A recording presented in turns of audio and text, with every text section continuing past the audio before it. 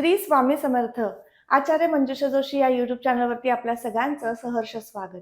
आज आपण समजून घेणार आहोत कन्या राशीच्या जातकांना 138 दिवस शनी वक्री अवस्थेमध्ये आल्यानंतर तुम्हाला काय फळ देतील. शनी वक्र अवस्थेमध्ये येणं म्हणजे प्रथम काय हे समजून घेऊया. तर शनी ग्रह जेव्हा पृथ्वीपासून पाहिला गेल्यास तो उलट्या गतीने किंवा संथ गतीने चाललाय, त्यामुळे त्याची मार्गक्रमण करण्याची जी स्थिती आहे ती पुढे जाण्याऐवजी मागे चाललाय असा काहीसा आभास होऊ शकतो. याला म्हणतात वक्री अवस्था. दुसरी गोष्ट म्हणजे तो ग्रह त्याचे जे काही फळ देत आहे, ज्या स्थानामध्ये आहे त्या स्थानाचं जे काही फळ देत आहे त्या फळांची तीव्रता कमी अधिक करू शकतो.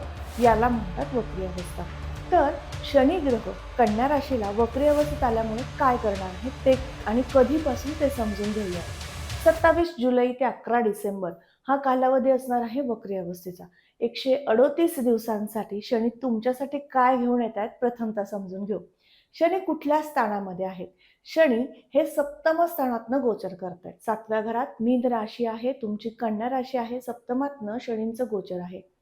शनी ग्रह इथून पुढे जून महिन्यापर्यंत, पुढच्या वर्षीच्या जून महिन्यापर्यंत या स्थानातनं गोचर करणार आहेत. पण आता काय खास हे समजून घेऊ. सप्तमात शनी आले की तुम्हाला पार्टनरशिपमधील व्यवसायांसाठी प्रवृत्त करतात, इच्छाशक्ती वाढवतात, त्याचबरोबर तुमच्या जोडीदारासोबत मतभेद, कलह, वादाचे प्रसंग निर्माण करून देतात. शनिग्रह सप्तमात आले की तुमच्यामध्ये कठोरता किंवा प्रत्येक गोष्टी प्रॅक्टिकली विचार करणं हा स्वभाव निर्माण करून देतात. आता शनींचं हेच फळ थोडंसं कमी अधिक तुम्हाला प्रत्येकाला मिळणार आहे. यासाठी प्रामुख्याने सांगेल, तुमच्या पत्रिकेतील, जन्मपत्रिकेतील शनी ग्रहांची जशी स्थिती आहे त्या अनुसार तुम्हाला मोठ्या प्रमाणात किंवा कमी प्रमाणात हे फळ मिळू शकतं. शनी ग्रह सप्तम स्थानात आले की सगळ्यात मोठा फायदा काय करतात, तर पार्टनरशिप मधील एखादा व्यवसाय सुरू करून देणं किंवा सुरू आहे त्या व्यवसायामध्ये स्थिरता, उच्च पदे, अधिकार किंवा तो व्यापार उच्च स्तरावर घेऊन जाणं हा सगळा संघर्षमय प्रवास तुमच्या आयुष्यात आणतात. शनी ज्या ठिकाणी असतात तिथे कठोर संयमी तुम्हाला बनवत असतात, म्हणून तुम्ही प्रत्येक निर्णय कठोरतेने, योग्य पद्धतीने त्या निर्णयाने त्या व्यक्तीला किंवा त्या वस्तूला, त्या गोष्टीला न्याय देण्याचा प्रयत्न करू शकता. म्हणून हा संपूर्ण टप्पा जो असणार आहे 138 दिवसांचा, तो तुमच्यासाठी नाविन्यपूर्ण, नवीन आयुष्य, नवीन काही गोष्टी, घडामोडी जीवनात घडून देण्यासाठी महत्त्वपूर्ण ठरेल. शनी ग्रहांची ज्या ज्या ठिकाणी दृष्टी येते त्या ठिकाणी सुद्धा तुम्हाला विशेष फळं मिळणार आहे. आता पहा, शनी ग्रहांची 3री, 7वी आणि 10वी दृष्टी आहे. तृतीय दृष्टी ही नवम स्थानावर येते. नवीन कार्य, नवीन संधी, नवीन उपक्रमास सुरुवात, नवीन काहीतरी तुमच्याकडनं विशेष घडून देण्यासाठी, नावलौकिक प्राप्त करून देण्यासाठी शनी ग्रहांची ही दृष्टी अत्यंत लाभदायक असणार आहे. त्याचबरोबर स्वप्नपूर्ती, इच्छापूर्तीकडे तुम्हाला घेऊन जाणारा प्रवास सुरू करून देण्यासाठी हे 138 दिवस असणार आहेत. भाग्यस्थान हे तुम्हाला आध्यात्मिक प्रगती, दानधर्म, तीर्थयात्रा, पर्यटन स्थळांना भेट या सुद्धा गोष्टी दर्शवतं. त्यामुळे शनिग्रहांची जेव्हा इथे दृष्टी येते त्यावेळेस या सगळ्या गोष्टी जीवनात घडतात, परंतु या घडताना सुद्धा तुम्हाला थोडासा संघर्ष येतो किंवा त्या कार्यांमध्ये अडथळे येत असतात. त्यामुळे सुखदुःखाचा प्रवास आपण म्हणू तुमच्या जीवनात सुरू होऊ शकतो. आध्यात्मिक बैठक वाढवायची आहे, आध्यात्मिक उपासना करायची आहे, पण थोडासा वेळ मिळत नाहीये अशी काहीशी तुमची कंप्लेंट्स येऊ शकतात. त्यामुळे शनिग्रहांचं हे गोचर तुमच्यासाठी या गोष्टींसाठी मात्र विशेष आहे.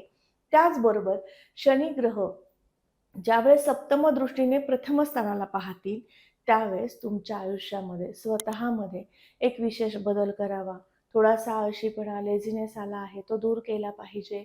मला स्वतःला सिद्ध केलं पाहिजे, स्वतःवरती काम केलं पाहिजे असा काहीसा विचार आणि त्याच पद्धतीने पुन्हा उद्यापासून करूयात असा काहीसा भास निर्माण करून देणारी स्थिती सुद्धा आहे.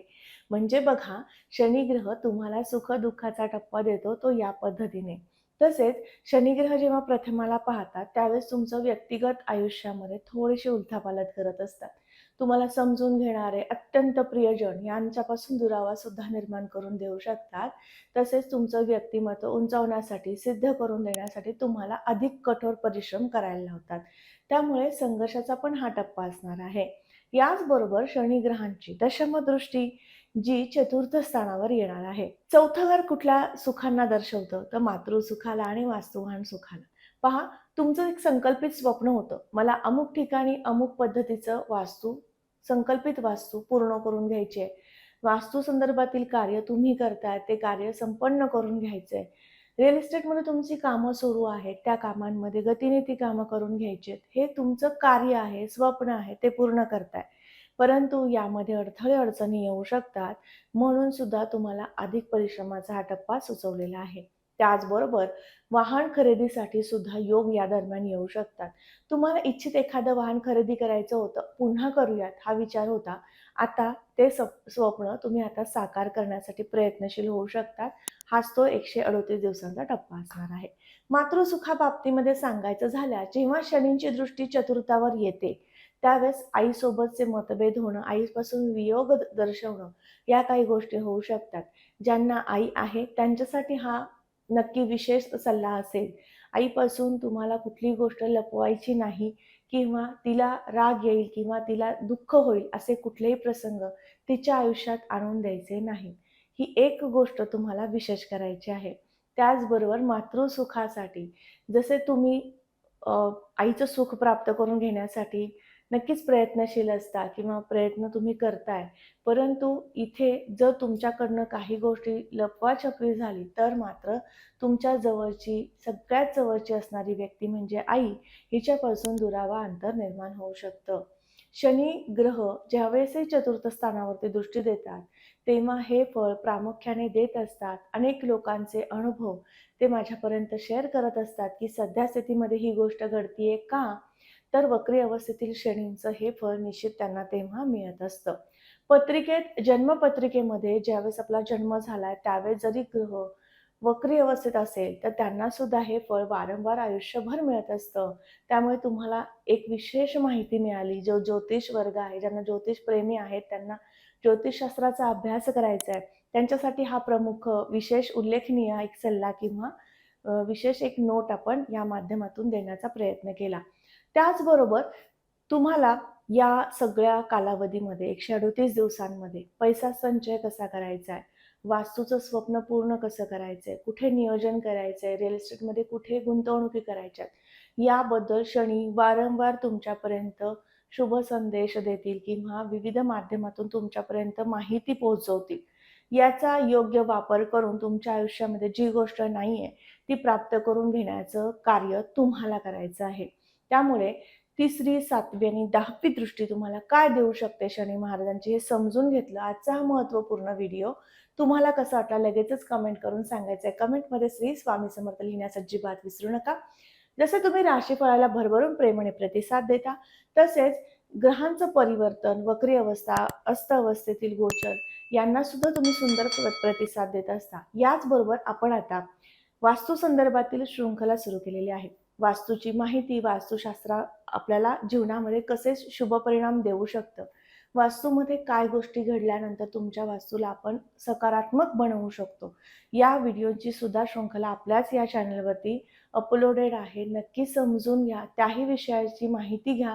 जीवनामध्ये विना तोडफोड करून आपल्या वास्तूला आपण सकारात्मक करू शकतो, याची सुद्धा त्यात माहिती आहे. नक्की जाणून घ्या. त्याही गोष्टी नक्की तुम्ही पाहाव्यात, त्यालाही प्रेमाने प्रतिसाद द्यावा अशी विनंती करते. पुन्हा भेटणार आहे अशाच महत्त्वपूर्ण आणि विशिष्ट माहितीला घेऊन. तोपर्यंत आता आपली रजा घेते. श्री स्वामी समर्थ. जय जय स्वामी समर्थ. रामकृष्ण हरी.